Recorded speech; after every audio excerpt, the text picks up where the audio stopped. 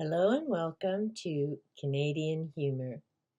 This week I'm reading from Stories from the Vinyl Cafe by Stuart McLean.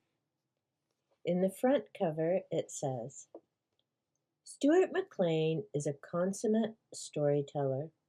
Whether he's creating entertaining essays on popsicles and hot dog vendors, as in the Morningside world of Stuart McLean, or using his considerable narrative skill to bring the nation a rich and captivating picture of itself, as in Welcome Home.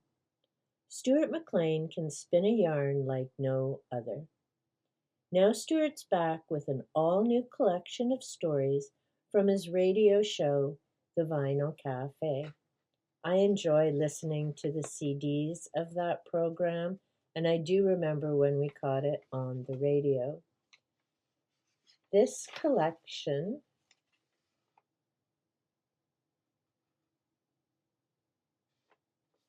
is from 1995. And I will check. I do believe that sadly Stuart McLean has passed on. No, I can add that afterwards. Okay. The story that I'm reading is called The Jockstrap. It starts on page 37. Autumn was moving faster than Morley liked. The kids had settled in school, and though it wasn't yet November, you wouldn't know it for the rain. Morley had spent July and the better part of August at the lake with her in-laws. She knew her friends, most of whom spent their summers lugging kids back and forth to the park, envied her those 2 months. Everyone said she was lucky to have Willa and Bud. Morley didn't try to explain the sense of doom she felt every June as her car lurched over the gravel hill and onto the lake road. She knew she shouldn't complain about her in-laws, but she had been going to their cottage every summer for 10 years, and she imagined Julys and Augusts weren't much different for her than they were for Terry Anderson when he was being held hostage in Beirut. What could make you more heavy-hearted, she wondered, than to sit beside your mother-in-law while she mended your children's clothes? Morley felt each poke of the needle as if it was going into her back. When she came back to the city, Morley promised herself she wouldn't go to the lake again. On the Sunday night before the kids started school, she sat at the kitchen table with a cup of coffee and wrote out a schedule for the year she was facing. She taped it inside the cupboard door where she kept the breakfast cereals so she would see it every morning. Monday, wash bedclothes and towels, garbage, water plants, vacuum. Tuesday, clean out microwave, pay bills, fix things. She set aside Sunday nights for sewing. If she stuck to it, she'd get through the pile in no time.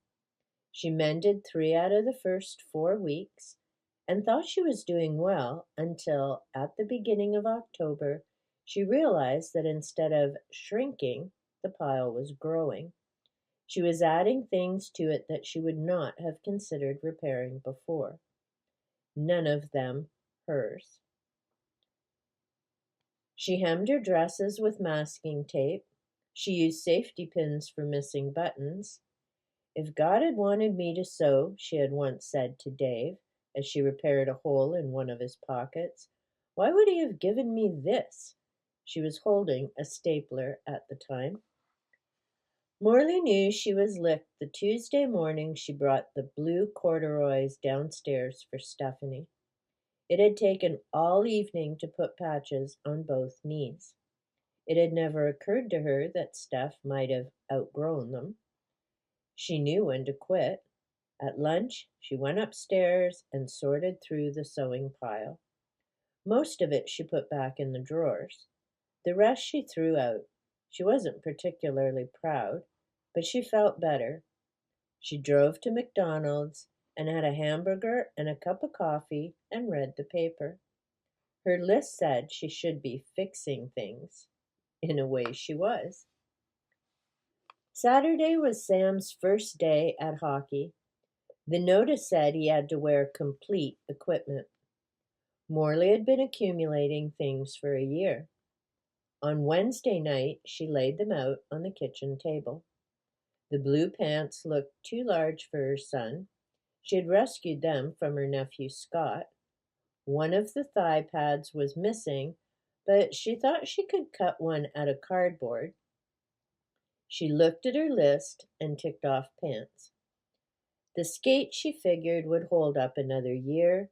She ticked off skates. Then she ticked off elbow pads.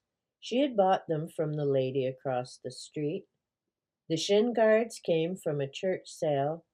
The kids had worn them on their shoulders for 2 years now for dress-up. Sally said she thought she had a helmet that would fit Sam and had promised to bring it to the rink. Morley ticked off shin guards and put a question mark beside helmet. She stuffed everything into 2 plastic bags, propped them by the door, and went upstairs. This is a father's job, she thought to herself as they drove to the rink the next morning. Bruce had phoned in sick, and Dave had gone to open the store. Sam was alone in the back seat, holding his stick. They weren't talking.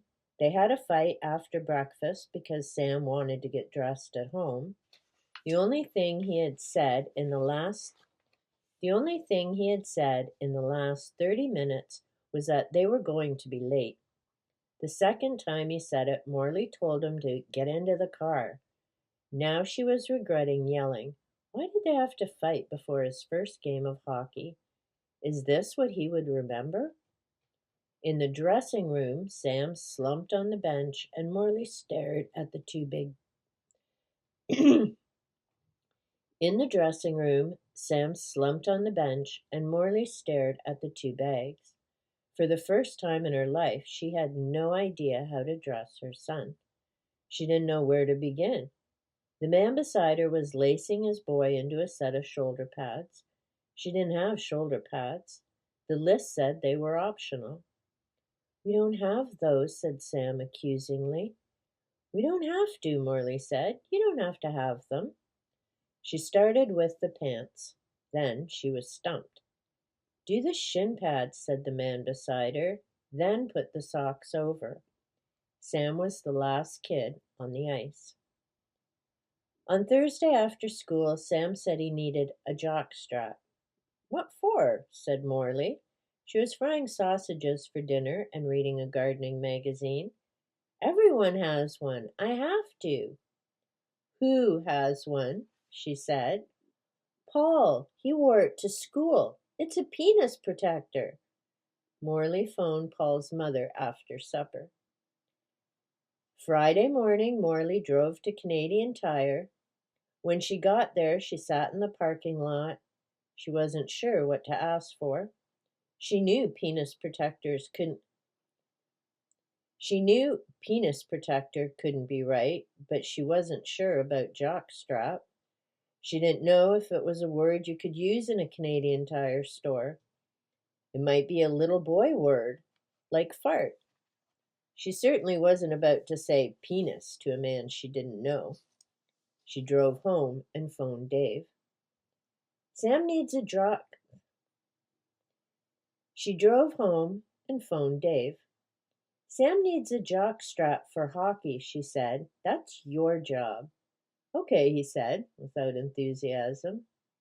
Great, she thought. Saturday, Morley took Steph to get her hair cut. Dave took Sam to hockey. How was the jock? Morley asked at supper. It didn't fit, said Sam, pointing at his father as if he was a witness in a murder trial. He didn't get the holder. Morley opened her son's equipment bag on Wednesday night and fished out the jock strap. It looked just like the mask Morley opened her son's equipment bag on Wednesday night and fished out the jockstrap. It looked just like the masks painters wear on their faces when they're sanding drywall. It was a size medium. She phoned Paul's mother again. "That's just the cup," Maggie explained. "There's a holder." "That's just the cup," Maggie explained. "There's a holder it slips into, like a garter belt." How could Dave watch all the hockey he watched and not get the holder? The way he hollered during hockey games, you would think he had at least a rudimentary knowledge of the equipment. How could he sit in front of the television so full of opinions and come home with a cup and no cup holder? Morley felt resentment well up in her as she thought of the Saturday night she had struggled to get the kids into bed while Dave sank into the couch in front of a hockey game. If he hadn't learned anything, what was the point? Morley went back to Canadian Tire on Thursday night. As she passed through the automatic doors, she realized she still didn't know what the holder was called. She had looked over the equipment list again before she had left home. Jockstrap definitely wasn't on it. She had a tick beside everything on the list except shoulder pads. She had double-checked. Shoulder pads were optional. There were 4 aisles of hockey equipment. She spotted the holder on her second pass. They came in 3 sizes: medium, large, and extra large. All things considered, she was surprised to see how small the extra large one was.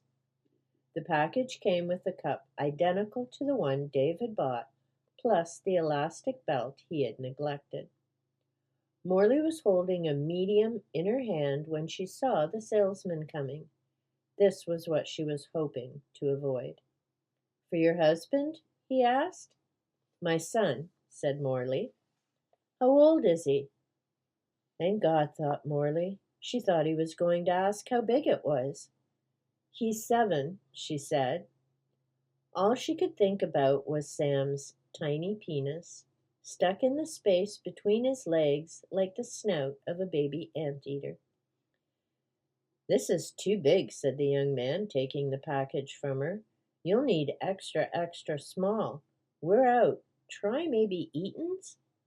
She was smiling when she got back to the car.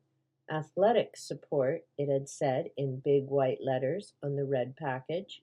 It was on her list, after all. She had ticked it off.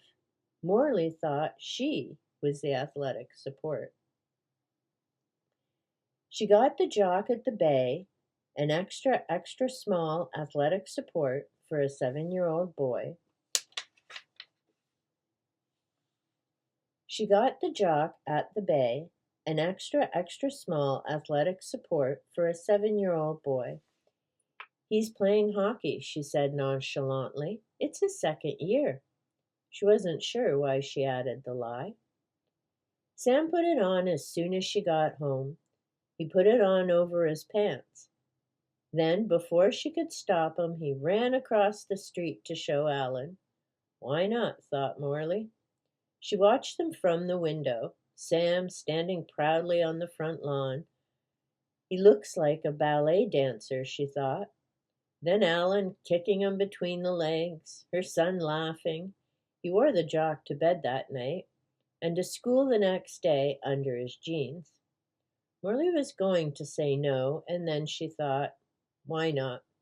For a week she kept finding it all over the house, on the stairs, on the couch, in the TV room, slung over his chair in the kitchen. She felt no compulsion to put it away. She was pleased with it. She was as pleased with it as he was. And that was the jockstrap. There's so many Dave and Morley and silly antics stories. Hope you enjoyed. If you're still here, let me know with a thumb or a giggle emoji. If you're still here, let me know in the comments down below, either with a laughing emoji or a thumbs up. And until next time, remember, Laughter really is the best medicine.